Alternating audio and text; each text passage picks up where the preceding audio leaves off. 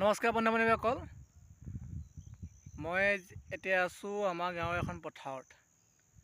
চাওক, এই পথাৰখনত একো নাই, ধান চান নাই, এতিয়া খৰালি নৰা দেখা পাইছোঁ। কিন্তু আজি আপোনালোকৰ মাজলৈ এটা ভিডিঅ' আগবঢ়াম। এই খৰালিমহীয়াও এখন শস্যৰে ভৰপূৰ পথাৰ, কিন্তু অসমত নহয়। মই তামিলনাডু কন্যাকুমাৰীলৈ ফুৰিবলৈ গৈছিলোঁ কামৰ খাতিৰত। তেতিয়া মই তাত দেখিছিলোঁ শস্য ভৰপূৰ এখন পথাৰ। তাকে আজি ভিডিঅ'টো আপোনালোকৰ মাজলৈ আগবঢ়ালোঁ।